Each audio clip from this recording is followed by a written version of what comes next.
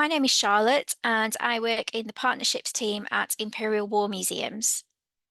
This recording will look at British Government Commission print series known as The Great War, Britain's Efforts and Ideals from 1917, and we will explore the wider context of the propaganda war during the First World War.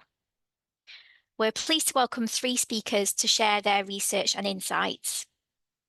Claire Brenard, curator at IWM, will introduce the Efforts and Ideals scheme and IWM's historic role in its administration. Hew Strachan, Professor of International Relations at the University of St Andrews and historian of the First World War, will describe the broader context of Britain's war aims in 1917 and its methods in terms of propaganda aimed at home, allied and neutral countries.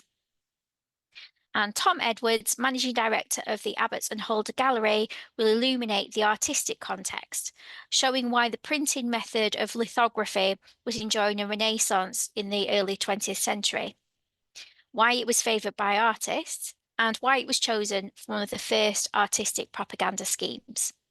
So I'd now like to hand over to you, Claire. Thank you very much, Charlotte. It's my pleasure to kick off this panel and explain a little bit about what we've been doing at IWM recently relating to British art and propaganda of the First World War, and specifically about this set of lithographs known as the Great War, Britain's Efforts and Ideals. And it's not often that national museums get the chance to work with our colleagues in the world of the art market. And this project, working with Abbott Holder, is really a unique thing for us here at IWM. And I'm just thinking about the institutional knowledge we've had and how long this has been in the making. I've been at IWM for nearly 12 years now. And quite early on, I discovered there's so much to discover in our stores that, every museum is like this, that not everyone knows about. And, how we go about looking after things in our care is, well, obviously it's a hot topic at the moment. But it's not so well known that museums keep things that are not part of their permanent collections. Through sort of administrative quirks, past collaborations, other things like this, we look after things and other things in our stores until someone comes along with an idea of what to do with it. And I'd say that this collection of multiple editions of these prints fits into that category. We for a long time it was known that we had around 8-10 boxes of these Efforts and Ideals prints, extra editions, multiple editions, and it was around the time that I joined a museum, as I said, just over 10 years ago. The museum was doing this massive collections review. We were looking at all our collections. It was an enormous exercise. We wanted to be more transparent about what we had and where do the gems of the collection lay, but also, do we need to be keeping some of the things that we've been storing all these years, and particularly with the cases of sort of some of the objects, we might have multiple examples of the same helmet, for example, uniform, weapon, and with this collection of prints, it took a long time before we could get to this because, of course, they're not in our permanent collection. We have a full set in the collection, as do many other institutions, Tate, the British Museum, National Museum of Wales, for example. But why do we have all these extra prints that was on our shelves that were additional? So this comes back to what was happening during the First World War, and it goes back to the whole history of IWM really. So during the First World War, of course, probably the most famous of the sort of war artist government commissioning schemes were the ones that sort of commissioned the likes of John Singer Sargent, Paul Nash, some of the most famous paintings we have in our collection. But this dates back to before that. We have the date 1917, but I'm thinking sort of probably someone was thinking about these in 1916, and that someone would have been at the British government's War Propaganda Bureau, which was founded in 1914. Very secretive, of course. It was sort of known as Wellington House, and it was directed by the Liberal MP Charles Masterman. And Wellington House, the purpose of Wellington House was all about producing propaganda aimed at influencing attitudes in neutral and allied countries, and a lot of their work went into producing articles, this combination of news and opinion, by leading writers of the day, but it didn't look like it came from the government, of course, crucially. And they were, as the war went on, they were increasingly looking at producing visual propaganda. An obvious part of that was sort of satirical cartoons that appealed to one section of the public. But there's also this idea of coming about in 1916 onwards of influencing sort of these sort of cultured elites, people who probably would find those cartoons a bit crude and were looking for something else. And so it was decided to engage the leading artists of the day, young and old, to produce this portfolio of prints commemorating people's efforts in the war, and also in conveying sort of more abstract goals, ideals, they called them, the reasons for carrying on fighting. Because sort of in the context of 1916, 1917, when this was all sort of happening and the project was getting kicked off, it was, this was an absolutely brutal time during the course of the war, and no one's under any illusions anymore. This is going to be a short war. The country's reeling from the Battle of the Somme, beginning of conscription, no progress on various other fronts, and also this feeling, particularly among the elite, this rising idea of pacifism. Of course, Siegfried Sassoon makes this very personal statement. Is published in 1917. This idea of the war is being prolonged unnecessarily. So, the government has to sort of face up to that and think, what are the reasons? Why are we doing this? And they did manage to sign up 18 artists and decided there were going to be 2 series.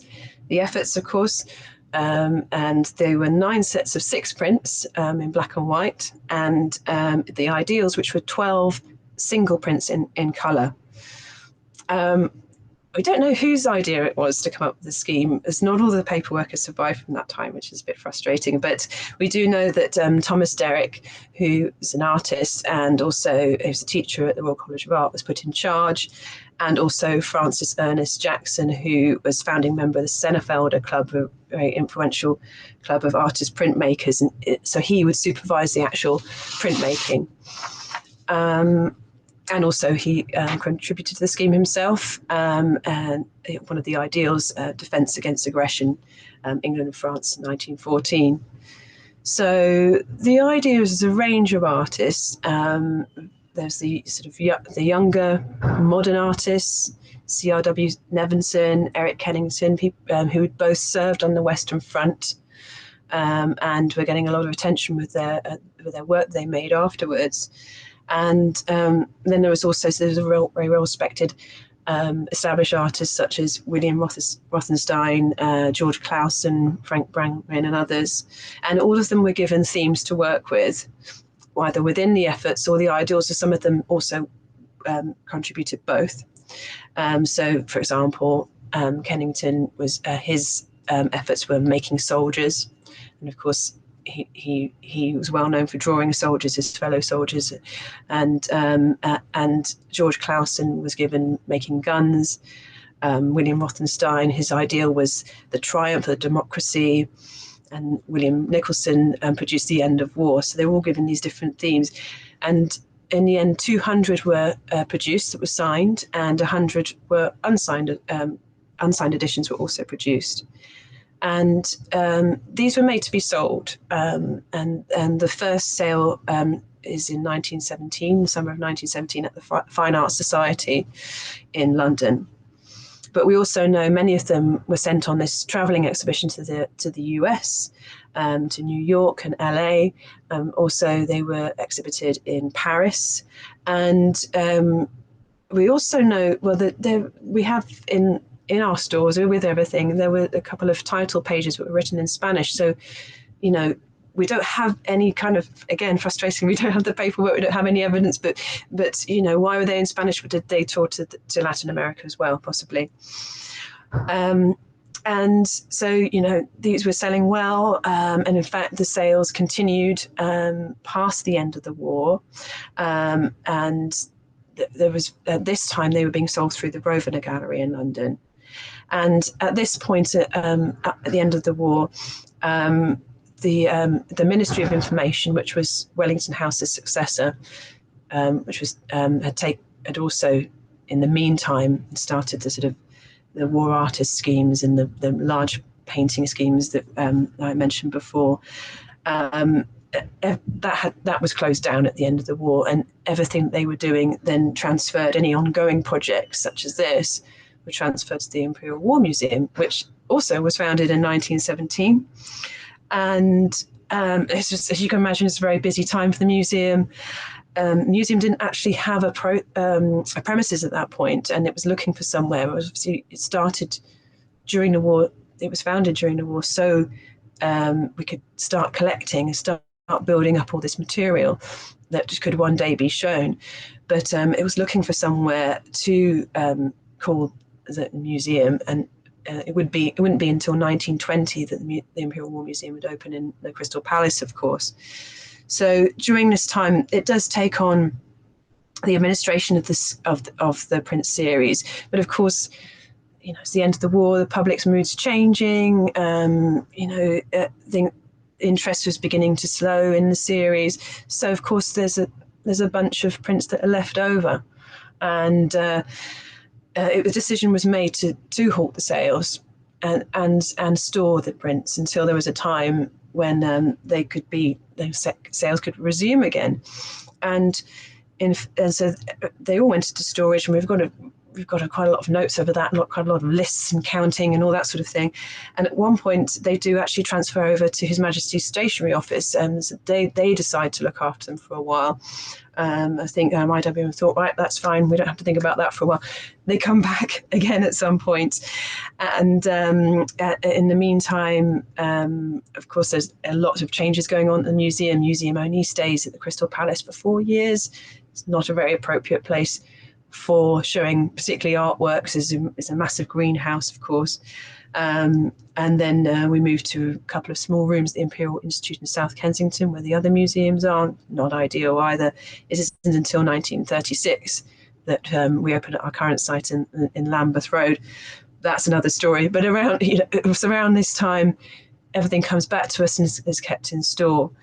And then, you know, the time moves on, and there's been plenty of times, I won't go into all the whole history of the museum, but there's been plenty of times where we, as an institution, we've been overwhelmed by various other things.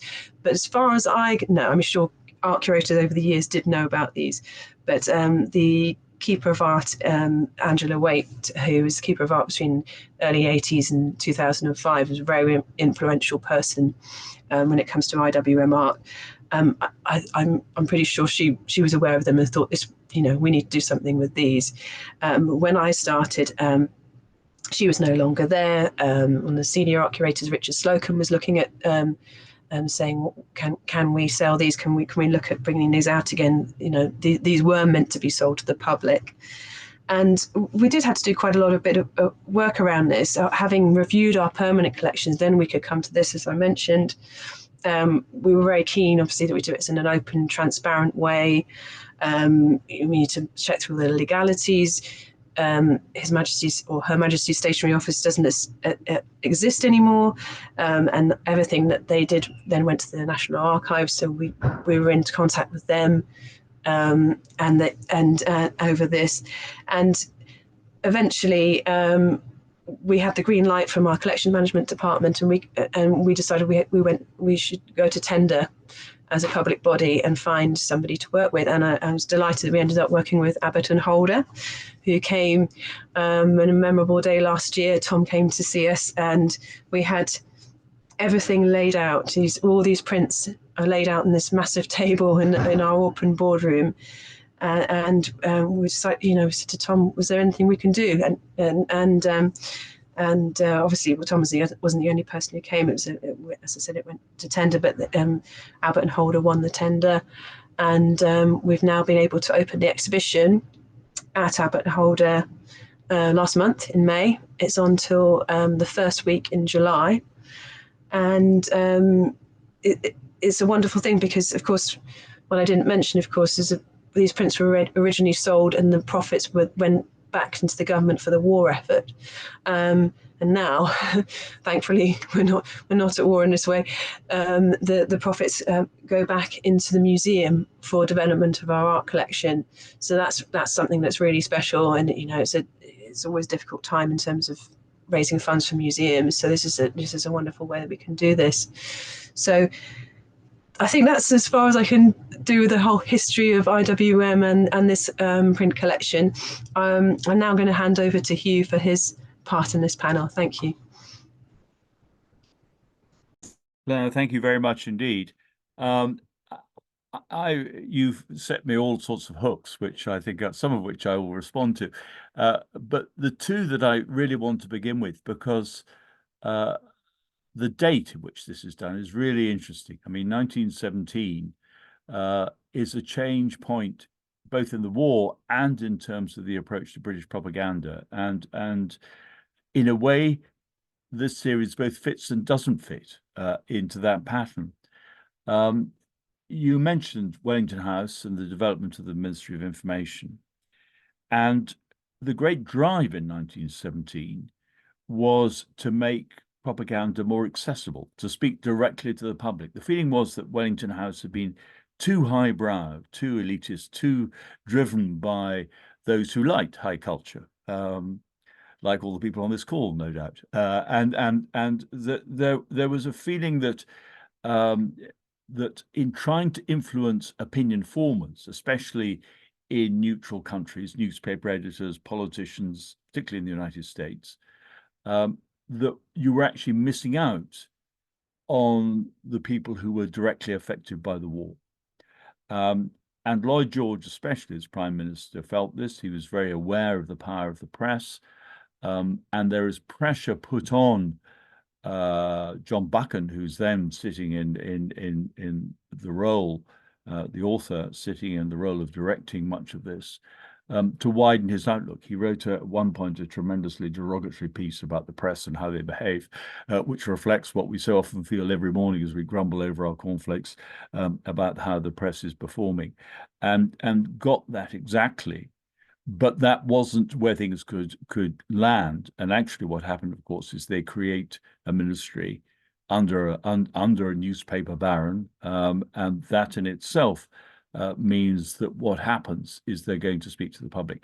So it's odd that something that is clearly appealing to a market of people who are aware of the arts, interested in the arts, should come out at this point of the war rather than earlier in the war, if you like.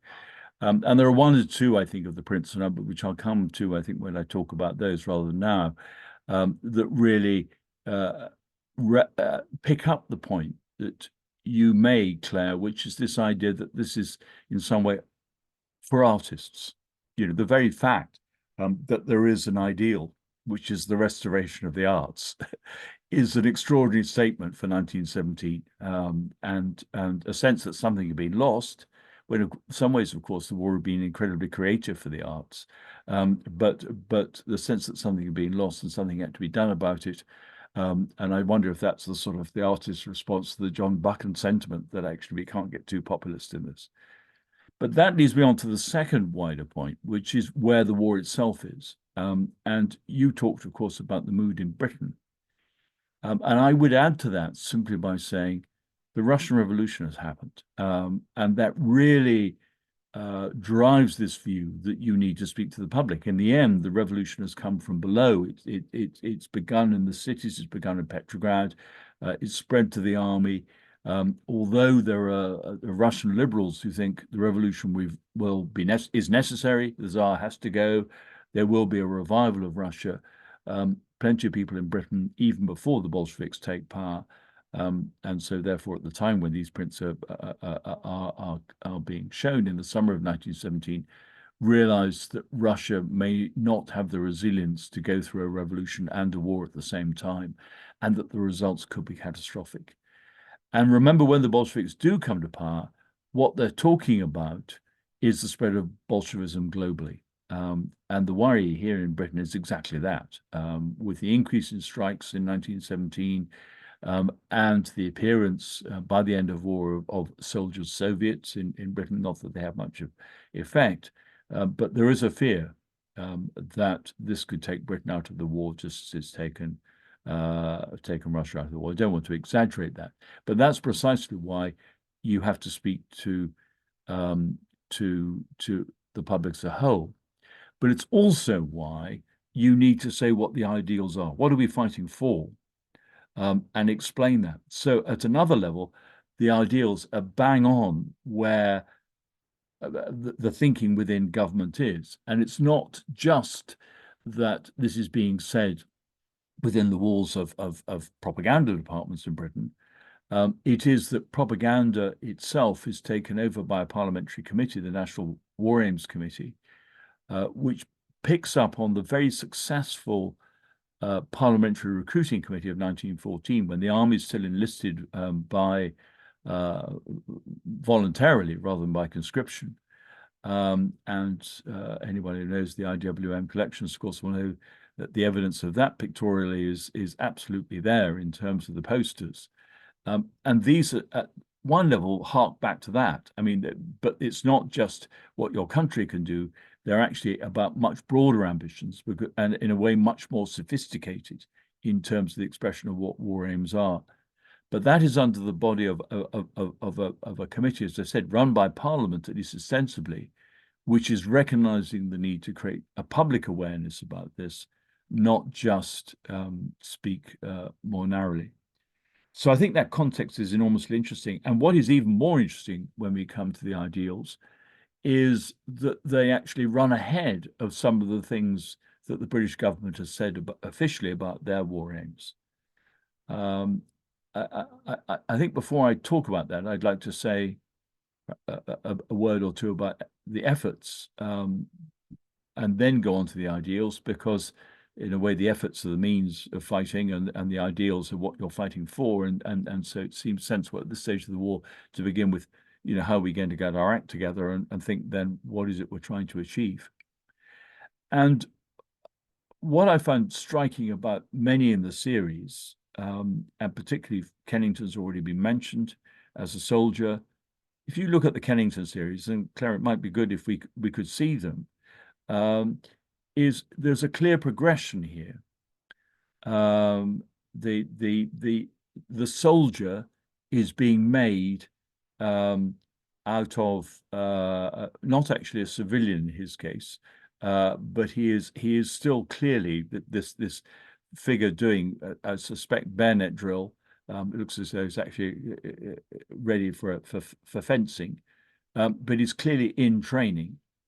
And the successor prints work up to the point where he becomes a frontline soldier. It's a progression from home to front, in an era, of course, when the phrase home front was relatively rarely used, but had gained some currency. And the notion that the home front is sustaining and enabling what happens in the battle. If you look at Frank Brangwen's making sailors, as opposed to making Kennington's making soldiers, this point is even clearer. I mean, this naval recruit looks pretty emaciated, rather like a lost boy thinking what he's going to do. Probably a much fairer evocation, I have to say, of naval recruiting than Kennington's of army recruiting. And what you get at the end of the sequence, of course, is a naval gun in action. I think Brangwen had probably never seen a naval gun in action, but it may evoke Boy Cornwall on the deck of the ship, keeping the gun going and getting his Victoria Cross, because he certainly was pretty exposed. But of course, most naval gunners would do it from inside a turret and not be quite so exposed as that. But there is, again, this sequence from the home to the front, and what that involves. And Nevinson does, in a very different form, does the same with the Air Force. because only this is different in a very striking respect, because this is about machinery. This is not about airmen, which the first two are. And that perhaps reflects Nevenson's own interests and enthusiasms, maybe even reflects vorticism, futurism, and so on in some form, the power of the machine, both the manufacturer of it. I think that first one with all its diagonal lines is particularly striking, but then the diagonal, of course, of the aircraft diving in the final one captures that too. And the people are not central to it. They're serving the machine, not at the heart of it. And in a way, this is quite striking. The rise of air power in the course of the war, it's gone from infancy to being fundamental to warfare. But of course, there is no separate air force, or there is by 1918, but not when these prints are being done, which is 1917. The Air Force is founded on the 1st of April. And so that idea is a crucial one, and it's there without necessarily showing them. It's there in the Muirhead Bone series of shipbuilding, and it's there too, actually, in the notions of what the merchant navy is doing. This is, I mean, shipbuilding, certainly. The ship ends up being the final Muirhead Bone one is of a ship actually fit and ready for sea. For me, the odd one out here is Clausen talking about looking at guns, because we see how the guns are made. So there's a great deal here about heavy industry. In fact, it's the best evocation in some ways of heavy industry, but there's never a gun at the front. It's very striking. It's odd. It's the artillery makes up roughly 25% of the British Army by 1918, and that's what all this effort is designed to contribute to. But Clausen never actually culminated the series with the culmination of the process in terms of its use on the battlefield.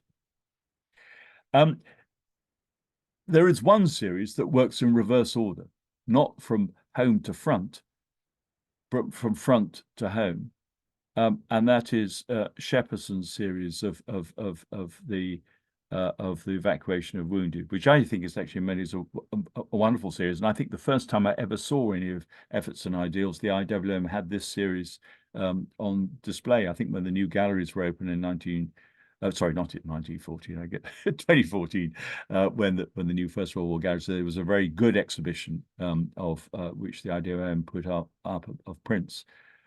But here the sequence, of course, is the reverse. It's the wounded soldier going to a casualty clearing station, being evacuated, and finally ending up in convalescence. And that too shows the link between home and front.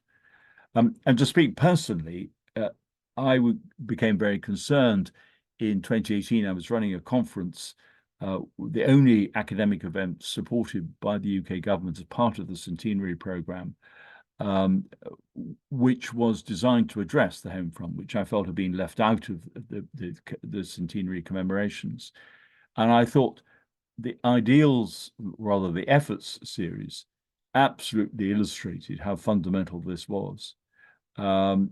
It was something that certainly concerned artists like Frank Brangwyn, who showed it in several of his posters during the war.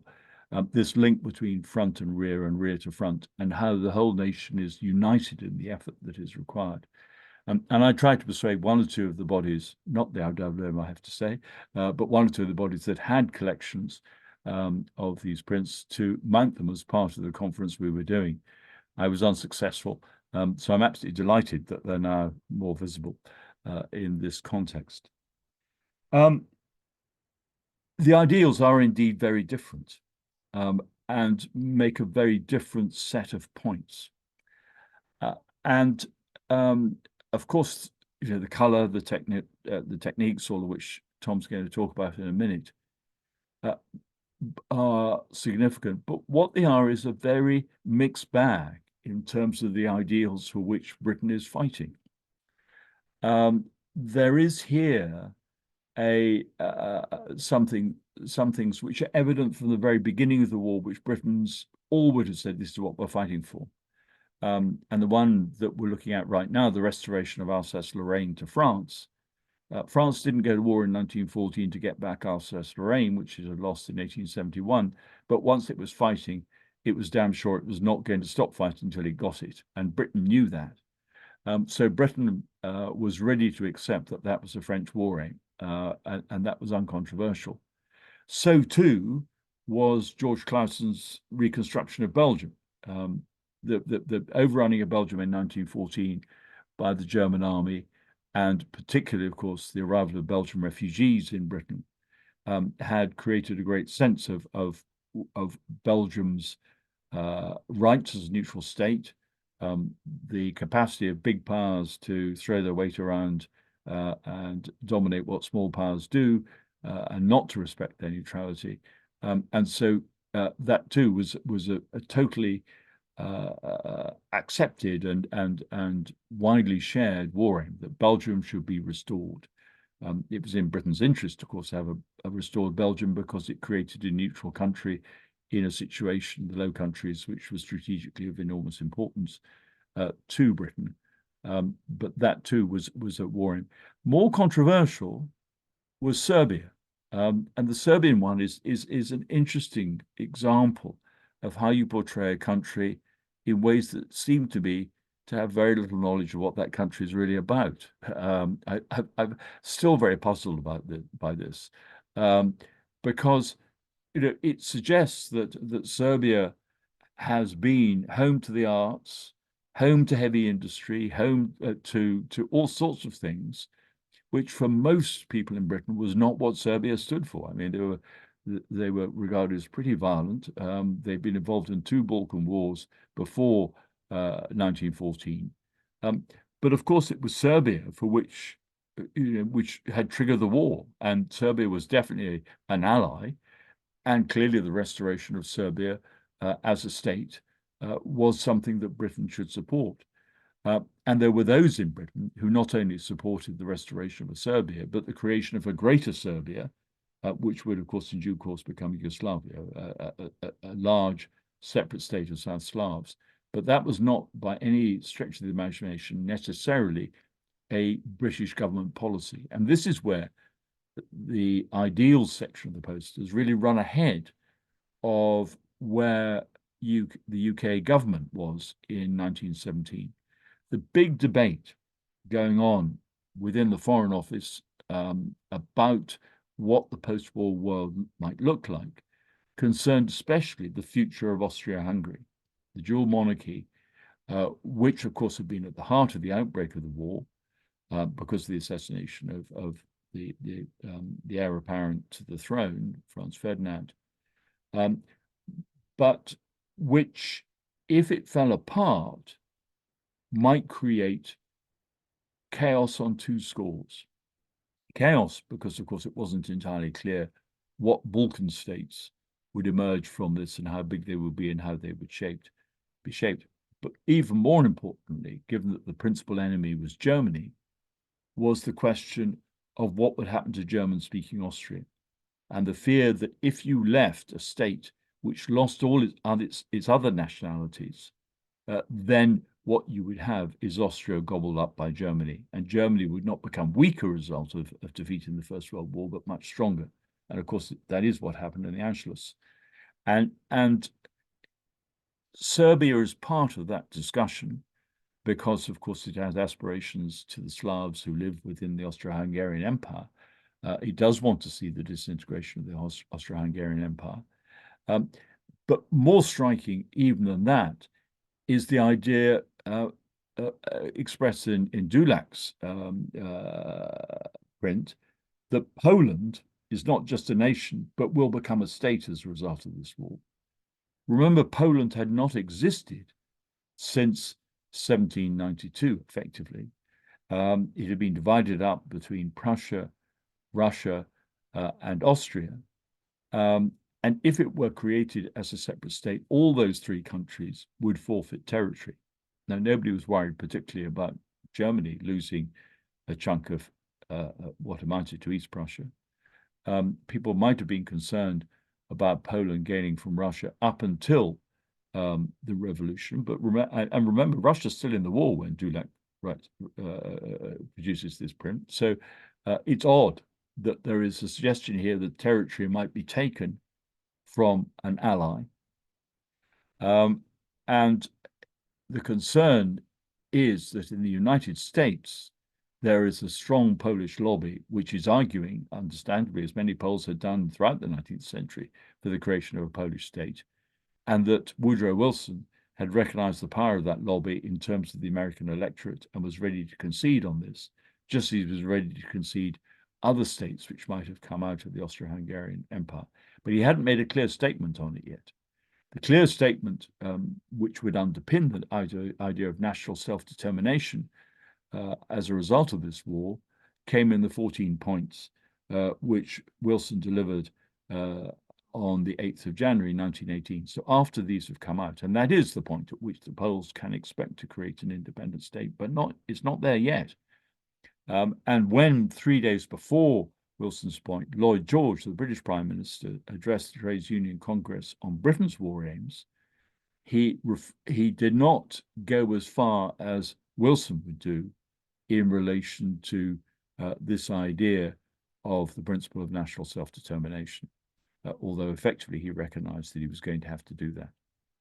So that's this notion of what states will emerge from this and how they will be shaped is reflected in ways which I suspect reflect the sympathies of some of those doing the work and those they were speaking to. These issues have certainly been discussed in London rather than government policy, although this series comes out with government support. You know,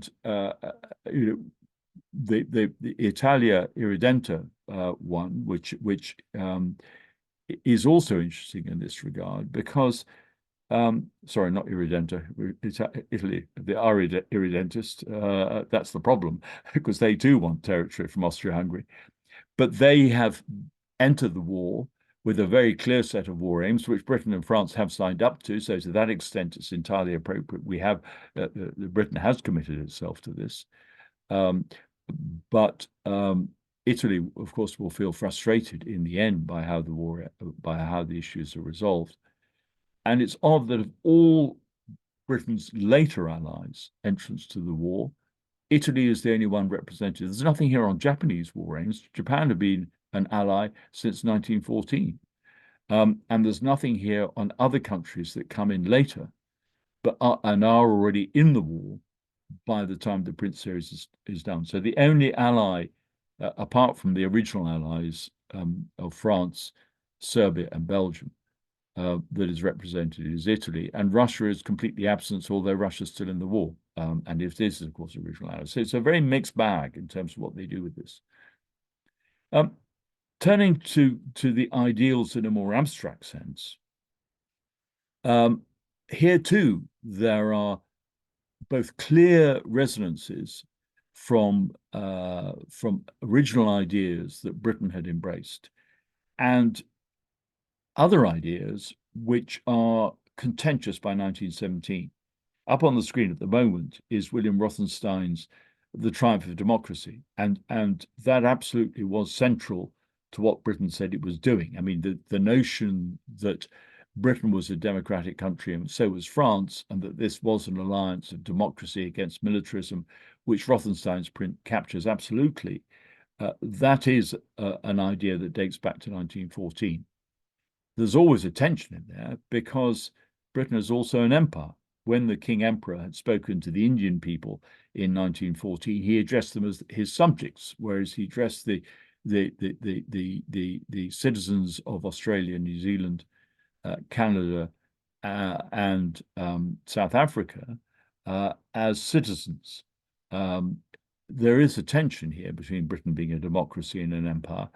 And there is interestingly, no print for the empire, although plenty of people would have said that they were fighting for the empire. So where is this notion of an empire which will emerge stronger in territorial terms, weaker in some other respects, but stronger in territorial terms at the end of the end of the First World War, and plenty of commemorative symbols of the war after the war is over describe it as a great war for the empire. They also, of course, describe it as the great war for civilization. And some would say, of course, that brings us back to the other ideals here, and I've talked a bit about that already. The corollary for many of democracy was that Britain was also fighting for the rule of law, not in the sense in which it's bandied around today, but much more in the sense that Germany had breached a treaty in invading Belgium, which guaranteed Belgian neutrality, and that international law was something for which Britain was fighting.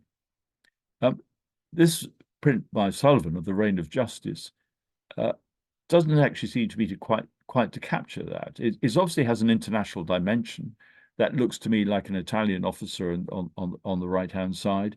And we can see a Native American with a wonderful feather bonnet on the left-hand side. So there is a way in which it is speaking to the peoples of the world, but it's a British view of justice with a very British judge sitting in the middle. It's as though it's as much about domestic law as it is about international law. But I think for most people, it was understood as referring to international law. And then the notion, of course, that this is also about the war to end all wars. Nicholson's print of a Tommy battening a door to make sure that war can't get out again reflects something that was there from 1914 onwards, especially in socialist circles, especially in France, for example, that this war had to be the last war. It had to be the war to end all war. And that thought is captured here. The last print I'd like to refer to is the Frank Brangwyn, which is right next door and on the screen at the moment, The Freedom of the Seas. At one level, it's sort of typical Brangwyn, isn't it? I mean, in that here's an octopus, poor old octopus. It's what's got to be defeated in order to get freedom of the seas. It's not actually about fighting for free trade or for the idea of the seas as global commons.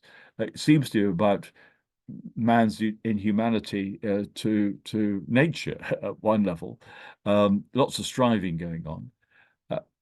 But the other aspect of this that is strange is that freedom of the seas was actually a war aim of the United States, and it was clearly there in the 14 points when Wilson enunciated them. But it was something that the United States had spoken up for when they were still neutral before April 1917, because they wanted the freedom to be able to trade across the world without the intervention of the Allied blockade, in which Britain was the principal partner. And Britain had no interest in the freedom of the seas because that would undermine the efficacy of the blockade in defeating Germany. In peacetime, Britain, as the leading maritime trading nation in the world in 1914, and what was then an early form of a globalized trading system for which London was the center, absolutely had an interest in the freedom of the seas. But in wartime, it wanted to close the seas down, and that became a big issue between Britain and the United States. And when Wilson announced his 14 points, it was a sticking point for Britain and a point to which Britain was not prepared, or with which Britain was not prepared to fall into line. So again, Britain says it's fighting for the freedom of the seas, but sometimes pale-faced feet speak with forked tongue, I think. This is an example. Final thought, when I look at the series as a whole, is that this is essentially about a European war, and particularly a war fought on the Western Front. I mean, it's more than that, self-evidently, because it has prints within it that range, particularly the ones about shipping, that clearly imply a global reach. But it is less obviously about a war against the Ottoman Empire or against Bulgaria. There is no, the Ottoman Empire is not portrayed here. Germany is. Austria-Hungary figures by implication. It's not obviously a war fought in conjunction with the United States, which it is by 1917. And that seems odd because it's actually the United States which is going to enable the war to be won in 1918. And many posters, for example, produced in France in 1918, show the US coming to the rescue. Of course, they did go straight to France rather than via Britain. So unlike 1944, they weren't so evident here. But the US is strikingly absent, given that so many of the ideals that are expressed in the ideals are ones to which the United States would subscribe. And that is reflected in the vision of the front when it comes, which is its Western front, not the global fronts. You know, if you were a soldier or somebody serving in some sense at in East Africa or in the Middle East, or indeed in Macedonia, you might feel that this wasn't necessarily part of your war.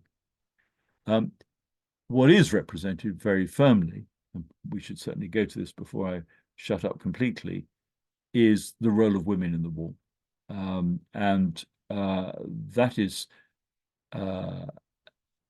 That is important because it's women working very clearly in skilled occupations and occupations previously fulfilled by men. So it's agriculture, it's the railways, it's public transport, and then munitions. And of course, the role of women in munitions production is also reflected in Nevinson's series of shows the making of aircraft. So it's women in jobs that require skills. But what it doesn't show is women doing desk jobs. Enormous numbers of women working as secretaries, as clerks, taking over white-collar jobs, which men had left because they'd been recruited.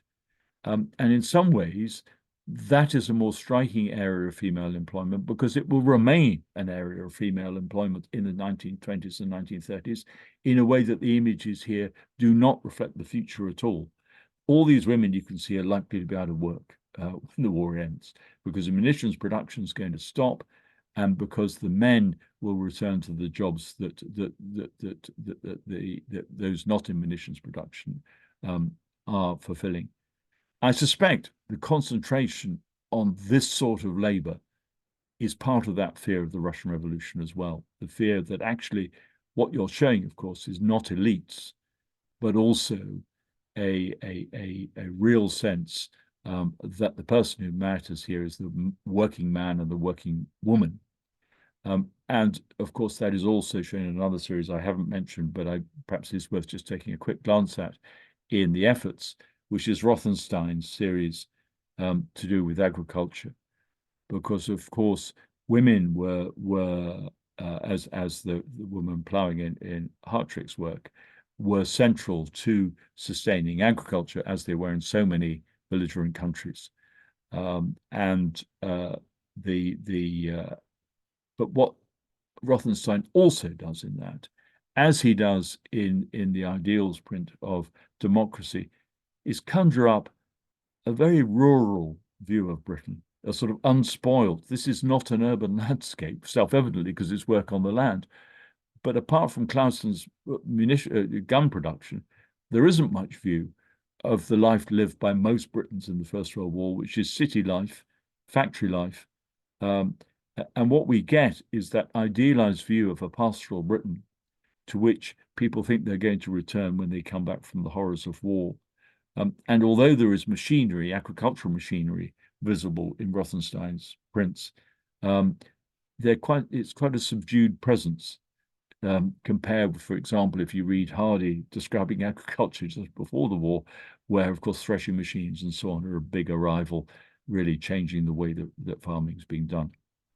So there's a mixture, if you like, of old and new, of prescient and reminiscent throwbacks to a pre-war world, as well as anticipation of a post-war one.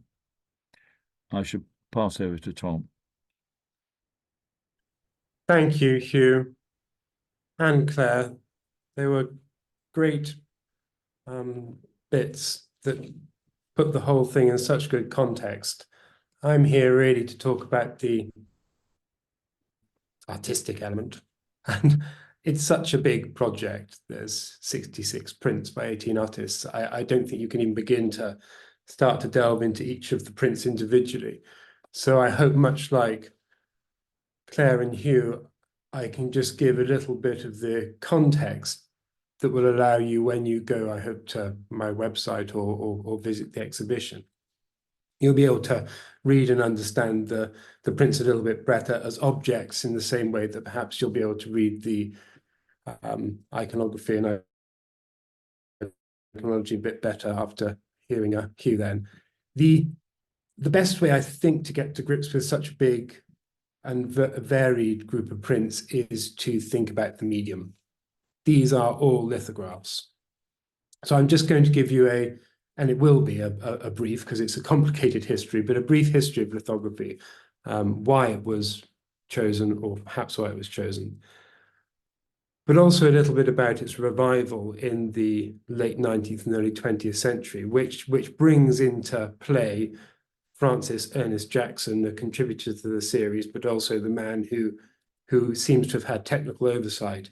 He's a good prism through which, I think, to understand the whole project.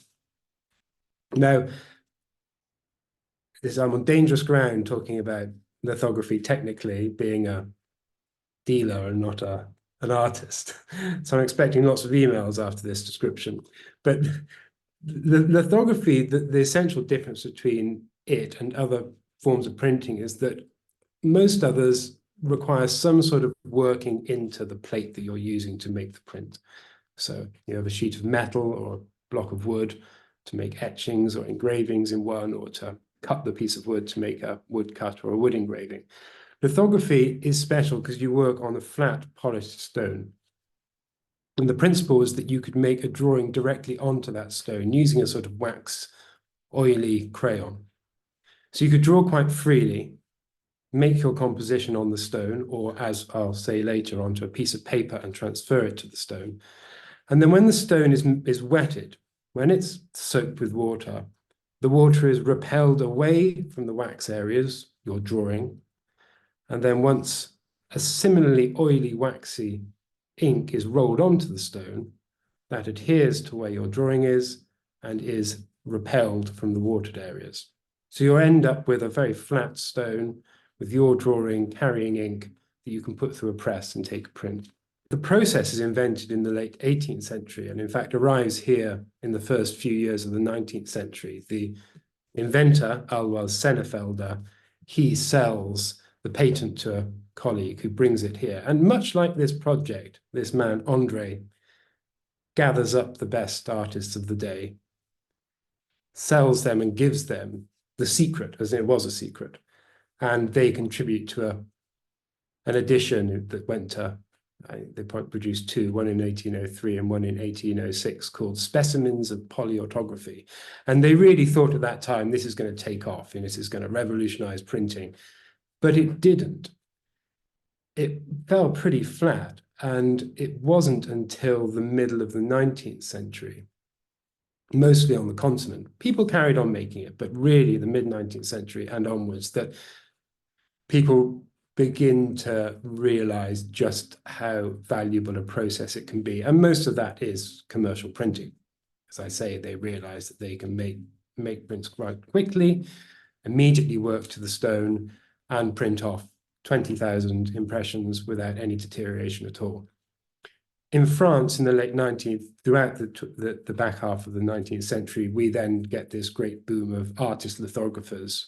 If you think Toulouse-Lautrec, or 1880s, 1890s French posters, where you have a combination of great artists producing what were posters printed by commercial printers, but it starts to blur the lines. And in this country, Whistler, Shannon, who is a contributor to this series, Legros and Rothenstein, begin to make lithographs as artists' prints. Some are still using commercial printers to print the works, that's essential. Commercial printers had all the technical know-how, and even now artists, printmakers, some print their work, but the vast majority you'll find will go to a master printer. That's where their life work is. There's a great story of Whistler making a lithograph in Paris and innocently writing, or perhaps not so innocently writing, to his lithographic printer in London saying, can you just send me the recipe for your ink so I can print it here? And he gets a short letter back saying, you know, you asked too much, this is mine. If it, in fact, it was the printer's father's recipe, you know, it was generations of the sort of secret of their trade. So they were an essential part, but really you start to see this transferring from the commercial world into being used by artists. It's not really then until the turn of the century this takes up any great speed, and central to the story in this country, absolutely central right from the beginning, is Francis Ernest Jackson. He, who contributes to this, as I say, and seems to have had technical oversight, and I think actually the more I look into it, far more involvement. Jackson's an interesting one from a lithographic point of view, because he was trained at the Académie Julian in Paris in the 1890s. So he's there seeing what's happening in France, but he also does get some experience with a commercial lithographer while he's there. When he comes back, he actually enrolls in a trade lithography school at Bolt Court in London. So he's consciously going out to the trade to learn the secrets, the techniques, everything, so that he can then bring it back into the artist's studio. And he does establish the first studio for teaching lithography. And then the LCC bring him on to roll it out really across almost all their schools. So he teaches at Croydon and Camberwell and Chelsea, but the most important class by far is the central schools. I think you might be losing me again. I had a thing flash up saying your internet connection's poor. So excuse me if I disappear again. This class is so significant. A whole generation of artists who never would have come across lithography go through, and they have not just a great teacher and a great draftsman, and he was one of the great draftsmen of the first half of the 20th century, but someone who'd stood at the press with commercial lithographers and learned every trick in the trade. It might be useful, Claire, to show one of his lithographs. I think we've got two. They were shown at the Salon in 1909 and 1910, these prints we're about to see. They're black and white ones. Jackson became very well known for these black and white portraits. It was very much, I think, to do with supplementing income, which is why he did so many of them, but they were very, very popular. I did read once how much, I think it was something like 30 guineas that he charged to have a lithograph portrait made and run to an edition of 25 or something, I can't remember. So it wasn't it was a pretty good price. In the class, there becomes a sort of hotbed of interest, and he and another artist called Spencer Price found a magazine called the Neolith in 1907, which is the first sort of highbrow artist magazine that's printed entirely in lithography. And it doesn't last long, and out of that becomes another magazine called The Imprint, which was all about improving printing methods. So you can see there's starting to be this very sort of fertile ground. The big moment comes in 1910, so not long before the First War and not long before this project, when Jackson and a handful of other artist lithographers, A.S. Hartrick, who contributed to this project, John Copley, Harry Becker, various others, and in fact some Matisse and a few other French artists, found the Sennefelder Club, much like the Watercolor Society or whatever. This was a club for artist lithographers that aimed to promote the medium, give the artists a group to exhibit with, and there was also technical support. So initially they actually rented a a press, which they had, and I think they then realized it was just too much to deal with, so they had a sort of deal with a commercial lithographer who they could use. So it provided a lot of support to what was at that stage a trend which clearly was at the stage where it needed to go the next step.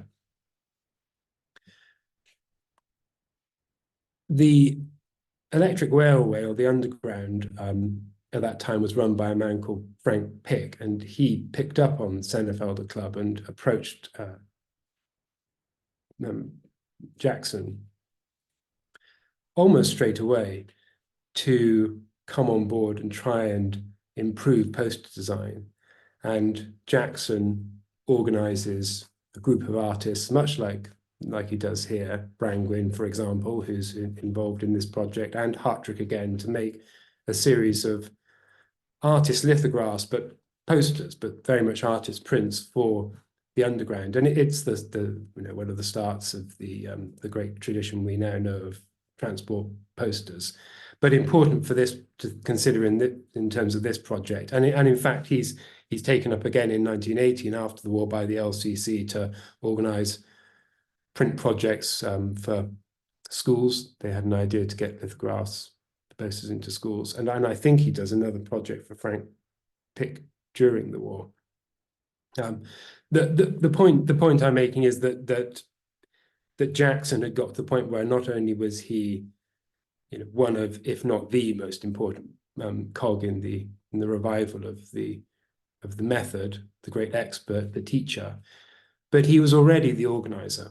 I mean, he was a committee man. He was recognized as a doer and enabler, and he'd already been out there and pulled artists together and got things done. And he'd worked at commercial lithographers, and he could print runs of hundreds of prints and know how to do all the practical stuff. So he's an important character.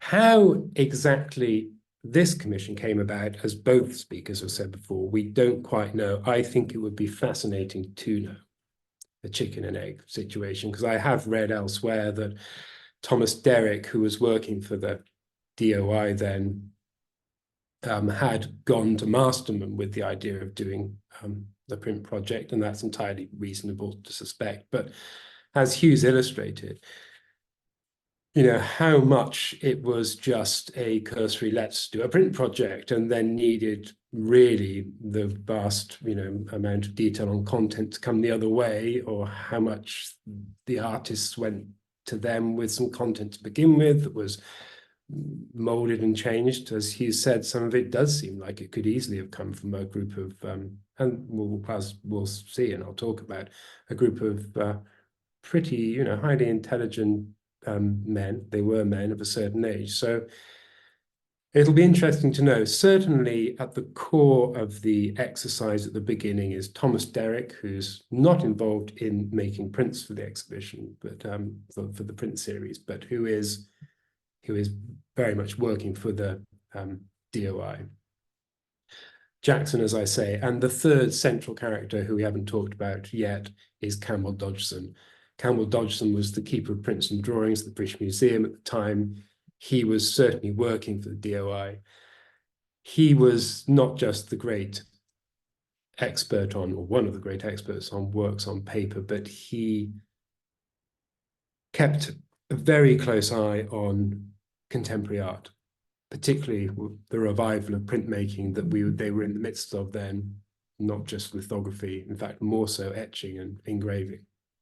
He bought artists' work, all of which he gave to the British Museum. He wrote catalogue raisonnés. He edited Print Quarterly. He was very much not an artist at all, but he would have been an essential part of this little team that somehow, we don't know yet, got it off the ground and formalized. Dodgson and Jackson together, they're the ones I'm sure who provide access to the artists that we see in the set, particularly the artists of their own generation. And this should be remembered, that the vast majority of artists who contribute to this series are not young guns at the front. These are men born in the 1860s and 1870s. They are not fighting age, they're Victorians. The Kenningtons and Nevinsons are the anomaly, really. And in fact, it would have been down to Dodgson, I would have thought, more likely, but also to Jackson for getting them on board. Jackson had taught Nevinson lithography at the Central Schools in 1916, so he knew about him. Kennington had shown drawings of the Sombre Goupil Gallery in 1916, which Dodgson certainly knew about and saw, and the great late Jonathan Black has suggested elsewhere that this was Campbell Dodgson's sort of way of pulling Kennington more widely into making work for the war effort. So, but what Jackson could do that Dodgson couldn't, of course, was give the technical oversight as well. There are artists in this project, even very well established ones, who had never made lithographs before, and certainly not coloured lithographs in the case of the ideals. Muirhead Bone hadn't made a coloured lithograph before. Griffenhagen hadn't. You know, they're experienced, they're very capable, but you did need Jackson to enable it. In fact, he also supplied materials, and I've read recently that he asked all the artists to contribute, I think it was, yes, 10 shillings each as a tip to the printer, which is a lovely touch. And I've got a quote as well from Gerald Moira talking about the series. He said, "I leave it to the hands of God and Ernest Jackson." So he was clearly, the more and more you scrape away at the surface of this, you know, Jackson's underneath it. I've also read Jonathan Black, only I'm afraid this is the problem with doing these projects, is that, you know, Claire and I were sort of at a point where we had to print a catalogue, and then you pick up another article and there's something else that could have gone in there. But I have read for an essay by Jonathan Black. He was the great Nevinson scholar, I should say, that claims that Jackson was offered a decoration for the work that he did on the scheme, but he officially requested and was granted a holiday in France at government expense instead. It's just nothing. So how did the artist respond to the brief? I think it's remarkable how much everyone towed the line. I think that in part this will be their ability as artists to work to the brief, and they were working to a good cause, so why would you rock the boat? But people can, 18 artists, you could end up with a real sort of mess of a suite of prints. The efforts being all black and white, the same size, sets of 6, does regularize it to a certain amount, but it is very telling just how much the artists have been matched to their subject. Again, this is, Dodgson and Jackson and Masterman, whoever, they're not just throwing, subjects and names in the air and see where they land. So I'll show some images in a minute, but you're just thinking of Nevinson and the machinery, and Piers and these are marine artists doing the marine subject. So it's not just chance. Despite all this, they've all managed to, as a good artist does, I suppose, to be utterly themselves. The Nevinson, he's really gone to town in the way that he would on a piece of canvas. There's also some telling omissions to each side. So the ideals, I'm looking slightly more shorter because in the background here are ideals, the coloured ones, and over here are some of the smaller black and white. These are Nevinsons and these are Kenningtons. Can't get my finger in the right direction. For example, Muirhead Bone, great, established figure of the time, very important as a war artist, but also in terms of the history of IWM. He's not included in the ideals. Now, this might just be that he's super busy and doesn't want to get involved, but actually I think it's much more likely that Bone is not in any way, it sounds horrible, so he's not capable in the same way as some of the other figurative artists in that section to put together this sort of a composition. he obviously realized that, but I think more importantly, the people organizing it would have realized that. So the point I'm making is there's very tight control over it, but within the prints themselves, we definitely get a lot of very interesting material from each of the artists. Could you show, Claire, a couple of shots of the room, if that's possible? I mean, I'm sitting in the room, so it's not, it might be useful for people to see the,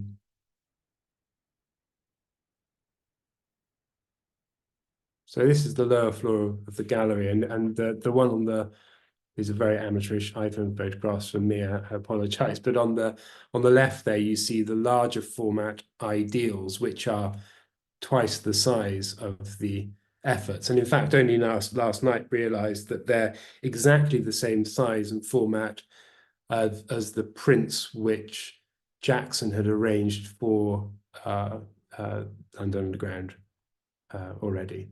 That's could be chance, but I would have thought that there's more of a technical reason for that.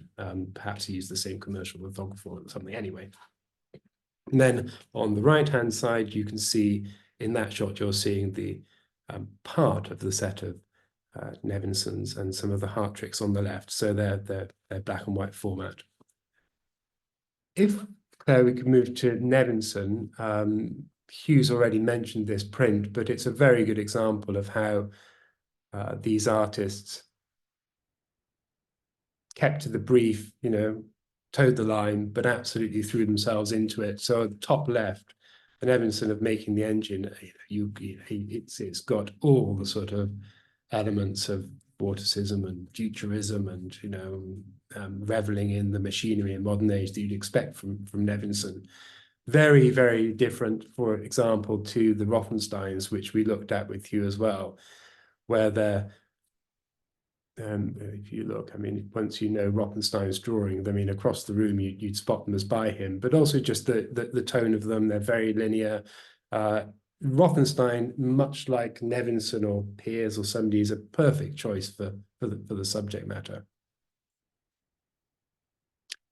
Rothenstein, it was very interesting when Claire and I were going through to see what was left from this series. First impression, we thought, gosh, there's a lot there. But actually, when you start thinking, God, there were 66 prints. It was an addition of 200. We think there were 100 unsigned as well.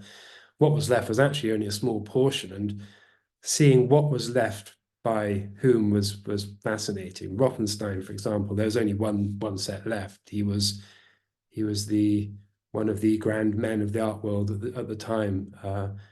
Also, he was clearly grand enough to be the only one who decided to contribute 2 red prints to the otherwise very regular full suite of black and white prints. But that's then we've got, for example, that we could move to, perhaps it'd be good to see the Muirhead bones, which as a demonstration of just how varied a lithograph could be.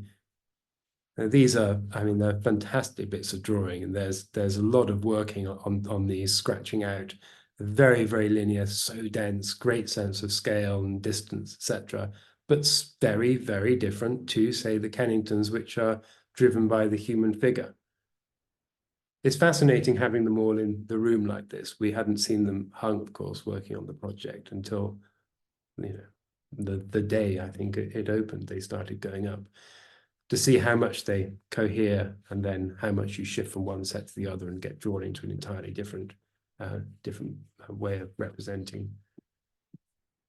I think I'll just end perhaps by illustrating some of the colored ideals,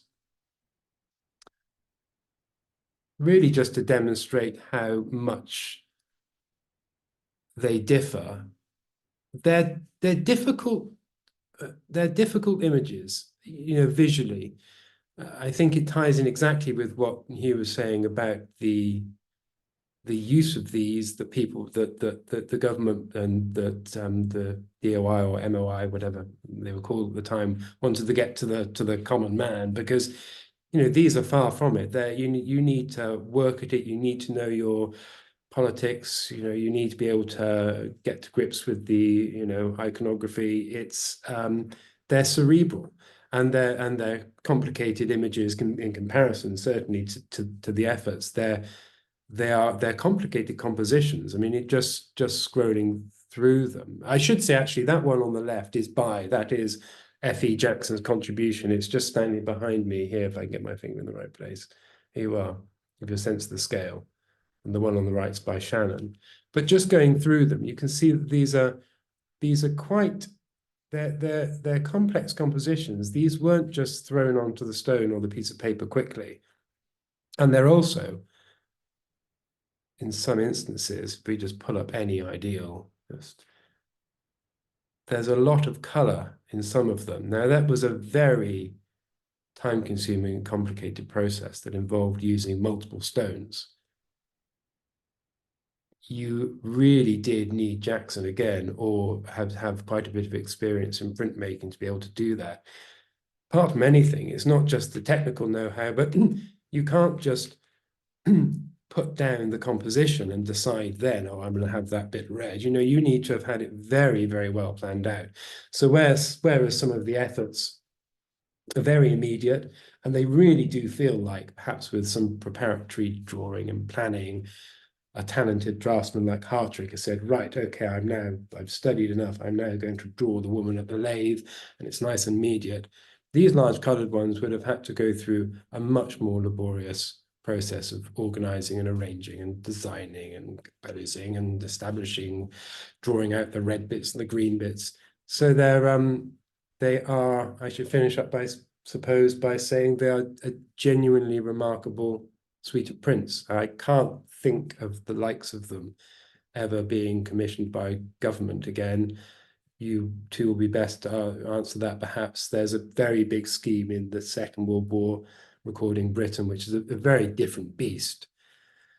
But to manage and to take on 18 different egos, to pull them together, work to the commission, to oversee this technical achievement, the sheer quantity of 66 prints, 200 of each, 100 unsigned. It's easy to look beyond that. It required a lot of ambition. I presume that the MOI, DOI didn't know at the time what they were getting themselves in for, so they agreed to it because they might not have known. And that's perhaps why they didn't do it ever again, because it's a big undertaking. And they're printed beautifully on beautiful paper. I'll leave it there at the risk of going on. Thank you, Tom. I was just, the whole thing about it being a big undertaking. It does make me wonder how long the genesis was. You know, when did the idea start? You know, in my mind, it must have been sometime during 1916. But that comes back to, you know, what Hew was saying. It's strange how they seem to preempt. Yeah, sorry, you would say. No. Yeah. Well, no, I was just going to say that actually it's very interesting because some of the bits that I've managed to dig up seem to claim, at least in the case of Kennington and Nevinson, that there was a very quick turnaround. You're right. Yeah. But, I mean, Jonathan Black, again, working on Nevinson, he seemed to think that it was early in 17 that Dodgson decides, or Dodgson and Black pull him in. I'm afraid there was no evidence for this given. But so there we're talking weeks. Well, this is it. So if it was early in 17, then obviously they're thinking about making it happen in 1916. So, you know, that's what's the planning, and you know, unfortunately, unless someone finds something miraculous, it will be a mystery. But you know, were they thinking about what the subjects would be, or was it, you know, as you're saying, they were so well matched with artists, right, quick, we'll get Nevinson in. And before he's sent off as a war artist to the front. I mean, he's obviously a man in demand at that time. But the other thing that's interesting about Nevinson is how well he toes the line, because later on the work that he makes, he's much more sort of critical of what's going on in the war, even though he's an official war artist, and he's prone to sort of publicity stunts. So famously, his painting Past the Glory, which shows two dead Tommies on a muddy battlefield. When his exhibition opens, he's told he can't show it because you can't show the dead. So what's his way of dealing with it? He puts a big sort of wrapper over the painting and puts censored over the painting, and then creates a sort of publicity stunt that way. But then you see these set of images and you don't get a sense of that. You get a sense of him, as a sort of as quasi-futurist, and he's trying to sort of show the sort of the wonder of machines, and it's a much more sort of positive message about what new technology can bring can do for us in war. So I think that's interesting. Oh, Hew, yeah. Well, I was going to say, I mean, there is that. It is, as both of you said, so frustrating. We don't know more about the whole conception. I mean, part of that, of course, is the problem that every historian of British propaganda of the First World War has had, which is the papers were largely destroyed. But you somehow think with this project there will be more in things like the art press, or there'll be more discussion that the artists might be writing to each other. I mean, you've suggested, Tom, particularly some areas where that's happened, but the scale of the project means that you think it would have left more evidence and in its creation. And then what happens when it goes to the US? I mean, do we know what the reception was? It's very British. I mean, particularly the Rothenstein, obviously, feels very British, these sort of rural scenes. And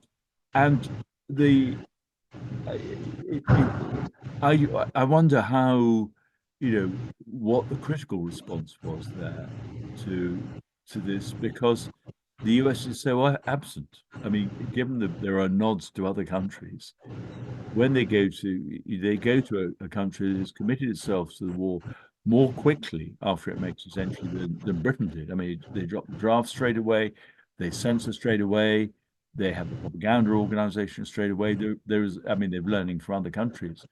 But that, you think, would have meant that America having girded itself, that they would find this sort of approach, particularly when you think of what's happening to American posters for war loans and food supply and so on, which are much more direct in terms of the message they're giving. And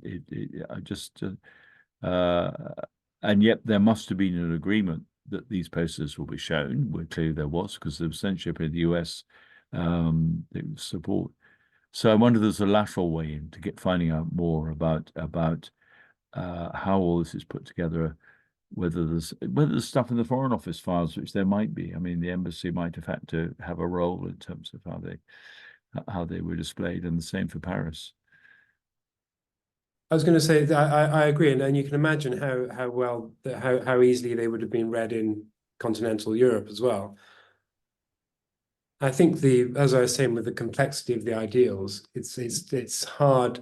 They're clearly aimed for a certain sort of part of society who are able to read the images, and we must remember we're more adept then than now, having grown up with Illustrated London News and Punch and things like this, where actually seeing a woman in a certain dress and knowing it's Britannia and that's the German eagle would have been a little bit more immediate. But still, the idea that they might have gone to that in America, and I think there was even a plan to send them to Russia, wasn't there? Which I think they quickly realised wasn't going to be So it's yes. That would be really interesting, actually. I mean, if America's not there, Russia's total absence is just, I mean, apart from the fact it's going to be dismembered because it's going to help build up an independent Poland, it was seen. It seems extraordinary. I think it's interesting to because of, again, this timeline, whether it was conceived before the US was in the war. So that's why I was wondering whether, maybe, I know it seems strange, but maybe it was aimed in some ways at attracting the US. And of course, by the time it's finally ready, the US is in the war. So a bit confused there. But I don't know. Is this image of, is Britain trying to make itself look kind of quaint? These countries that are sort of to be defended and rebuilt. Is that sort of appealing to sort of a sense of internationalism? I'm not sure. I mean, is it kind of trying to emphasise the differences and in that way attract an American market? Yeah. I was wondering about that, and just what the aims were. Who, because Wellington House aimed its propaganda at various countries specifically. So it must have been thinking when it first came along, when the idea first came along, they must have had they had an idea where it was going, but maybe that obviously changed once, things started changing in the war and once they were ready. That's a really interesting thought, because if that's the case, then I even wonder whether the argument gets widened to say, actually, these are targeted too at enemy opinion. I mean, how do you break up the Austro-Hungarian Empire and weaken Austria-Hungary from within? And by 1917, people were realizing this. The answer is you appeal to the subject nationalities. So that means Italians, it means Slavs, it means Poles. And you're suggesting you're supporting those nations as nations, even if they don't have a separate, I mean, they do have a state identity, but you're talking about their expansion. Poland doesn't. Of course, it could be the expat populations in the US you're appealing to for those. But that notion that the US isn't in the war and that's why it should be targeted, and absolutely, that is a core mission for Wellington House. So it makes sense. But in that case, it does fall into that sort of earlier tradition of Wellington House about opinion formers, and it's the American elite you want to get behind this war so that they will enter the war in due course. But that, given what Tom says, it suggests, I wonder too whether there was opposition, whether actually there is a plan and they know what they're going to do. And then actually, for some reason, perhaps to go back to the argument about elitism, it's held up, but then it gets the green light. So, the process may be a two-stage one even. But that's wild speculation. Fascinating. And I think one of the things we were going to broach as well was the involvement, or the lack of the involvement, of women in the project. Claire, if you could pull up the munition worker by Ethel Gabain on the screen. So this is one thing that had come up in discussion, was why are there no women artists? Or, well, I don't know if we can answer why there isn't. That might be all too obvious. But I think it's worth demonstrating that there were, particularly in the case of this artist, Ethel Gabain, women who are working in lithography, and not just that, members of Sennefelder Club, who could easily have been called on. Gabain, like Jackson, had trained in Paris. She'd worked with commercial lithographers. She'd been at the central schools with him. She was a founding member of Sennefelder. She had a son in 1915, so there might have been some familial things, but this is, as far as I know, the only wartime print she made of a munitions worker. So I don't know why she wasn't involved, but it's worth mentioning her as somebody who could have been involved. Yeah, I mean, the whole issue of women, it does seem that generally Wellington House, that became Department of Information, became the Ministry of Information, didn't engage many women. And when they did, things didn't come to fruition. So as I briefly mentioned, the Ministry of Information big Hall of Memory scheme, the likes of John Singer Sargent, Paul Nash famously making these large memorial canvases that we now are fortunate enough to have in the IWM's collection. But there were 3 women engaged in that scheme, I remember. So there was Flora Lyon, Anna Airy, and Dorothy Coke, very young artist at the time. And Muirhead Bone was on that committee, funny. He's the man at the centre of war art, official war art, and he was very encouraging to young artists. And Dorothy Coke, take that example. For some reason, it didn't come to fruition. They considered her, decided not to use her services, and he then, because he becomes a trustee of the IWM, and he then makes sure that his money that he earned through Efforts and Ideals, did very well for the Efforts and Ideals, he ploughs back into supporting these younger artists. And we're lucky enough to have some works by Dorothy Coke, courtesy of Muirhead Bone. And then Flora Lyon, she made 2 very large canvases, one of women's canteen at a factory, and the other one of men working on flying boats workshop. And so again, she was in the middle of doing those when the whole scheme was transferred from the Ministry of Information to the museum. And for some reason, the museum decided, right, we can't take everything. We're not, the money's running out. We'll turn this down. So I think eventually she donated the works much later, but kind of don't count them because of that. And Anna Airy was the saddest one of all, because she ends up destroying her painting. So she was commissioned by the Ministry of Information to make a memorial painting about the work of the munitions girls, as they put it. And I think she did struggle with the commission for some reason. There was a note in the files about how hard they work. They always have fun, or they're always laughing, or something like that. So I was trying to imagine what this painting looked like. And she sent it in for, it's finished, what do the committee think? And they weren't happy with it for some reason. And this really was a terrible blow to her. And I think the idea was that she would tweak it, but she just decided, no, I'm done with this, and she destroyed the work. But fortunately for us, the IWM then, at the same time, decided to commission her for the munitions committee of the museum. Commissioned her, and she was sent to various munitions factories. She painted 4 amazing paintings. One of them's on display at the moment. Munitions factory in Hackney, showing the shells being made, these glowing red hot shells that she paints so beautifully, and just incredible work. So yeah, thankfully the museum, I think the museum, of all the commissioning schemes, because there was quite a complicated picture of war art commissioning in the First World War,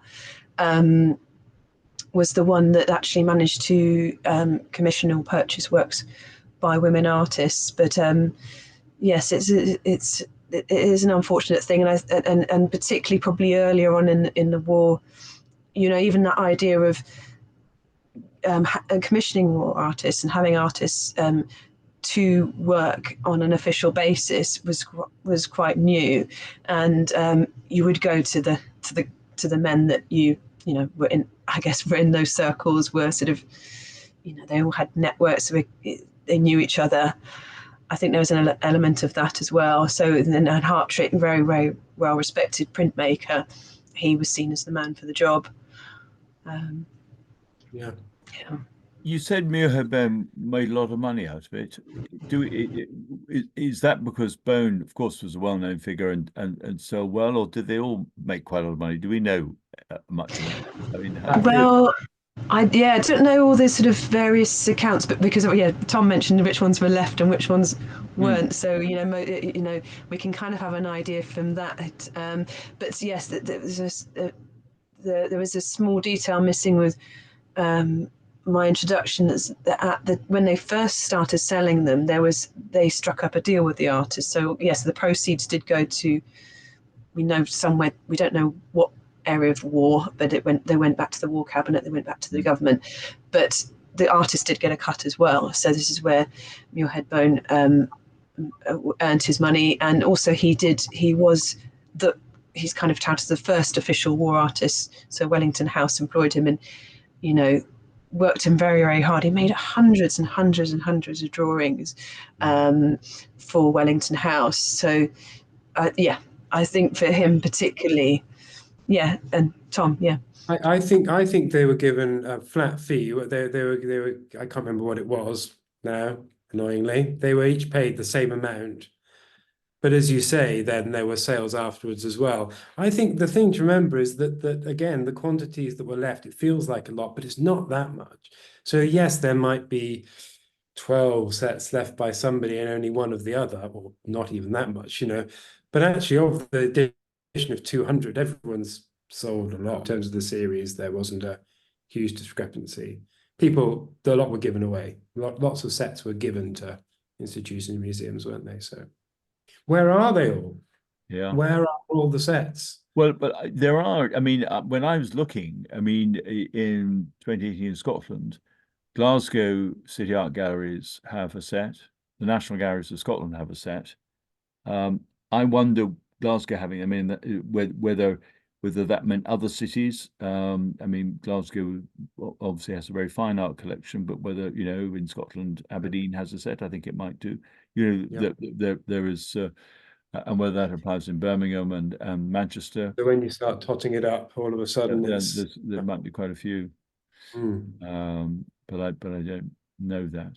And of course, Dublin had that set, which they did put on exhibition in 2014. I think we'll probably be winding up soon. But I just wondered if anyone wanted to finish with anything. I had a sort of slightly technical question before about the colour. I think we talked about this a bit before, Tom, but you know, I'm not expecting you necessarily to know, but I know with lithography, colour is made by inking up different stones, is that right, and overlaying them to build up the colour. And we were just musing the other day, we're looking at some of the detail on some of them and how there's just a little bit of colour here and a little bit of colour there, particularly on the William Nicholson, and whether there's a bit of hand colour added in. Well, I think with the Nicholson, but only the Nicholson, I think. Yeah, and I think they're such small flourishes, you see, I think, to have used another stone. I think all the rest just are very complicated, multiple stone or block prints. You know, it was a very, you know, by this date, remember, people are, you know, commercial lithographers are printing very complicated colored images, and we've got, you know, photomechanical processes then which aid. But no, I'm not going to try and go into any more depth of the technique of making colored prints. I'm on dangerous ground already. But I think safe to say, you know, it's one of those. You can imagine from a commercial point of view, we combat it a lot where people say, "Oh, so it's a print." You know, well, yeah, it's hard. It's a print. You know, it takes a hell of a lot of technical know-how. I mean, with the color, for example, that we did see there are some of the Clawson prints where the color's gone slightly wrong. So the most important thing when you're printing color is something called register. That's getting the blocks lined up in the same place. Sounds simple, but you can imagine it's the sort of thing that you have to go and learn with commercial lithographers to do, because if you don't learn those techniques to get them lined up, it's a mess. And just the slightest shift on one or two of the Clawson plates, I noticed, sort of looked like you're looking through those weird glasses where you've got sort of a green eye and a red eye. It's just all of a sudden slightly off. Oh, I'd noticed that. Yeah, that's right. Yeah. But otherwise, everything is just done with a precision, and I'm just assuming this is Jackson and his, you know, his skills and knowledge that he's just It's amazing. There is a printer, so there is a commercial printer. It would be great to know who that was, for example. Who was that person that they all threw in the 10 shillings each in? And I'm sure you could get to that by looking into Jackson and see who he was working with. Who did he use for the transport posters, for example, the same size stones, as I was saying. That can't be complete coincidence, because stones were reused, I should have said. You know, the point is, you know, he used at one point a lithographer's, because they had 12 stones, which was a lot. You know, you use the stone, it's got scraped off, and you started again. You didn't sort of need to find another little bit of boxwood to cut into. We haven't mentioned they're all signed as well. That's one of the last things we should say. These are signed artist prints. They're not like the transport posters there, and that's an important part of thinking about the quality of the prints, is usually as a sort of good guide. If the artist has put their pencil signature on it, you know, it's a way of not just putting their name, but okaying it. You know, they're happy with the impression, happy with the color, they're happy with the way it's come out.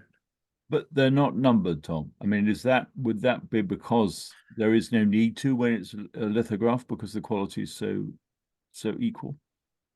The numbering is fascinating and could also do with some work. Numbering at this date is only in the way we recognize it now, with artists being very controlled, editioning everything, you know, to 75 or 150, whatever, is only still really in its infancy. There is a bit of it, but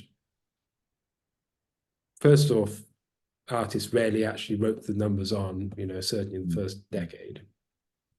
As the revival in printmaking comes along, they start to keep very strict records and number 1 out of 20, whatever.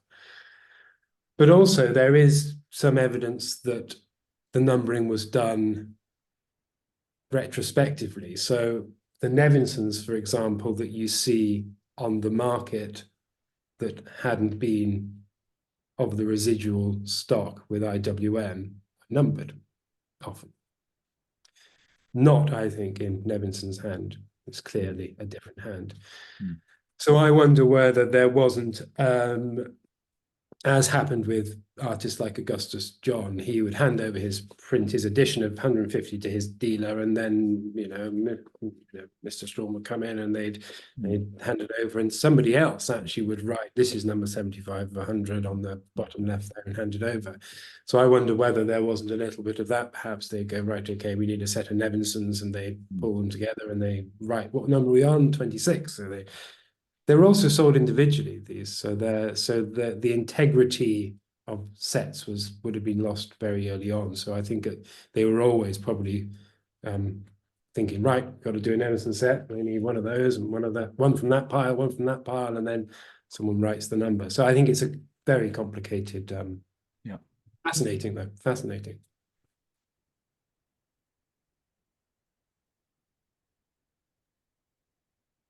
Well, that feels like a good place in which to draw our discussion to a close. I'd just like to thank Claire, Hew and Tom for such a fascinating insight into these pieces. And I do hope that lots of people watching will go and find out more on both the IWM website and on the gallery's website. But thank you very much. Thank you. Thank you. It's been very interesting, fun. Thank you.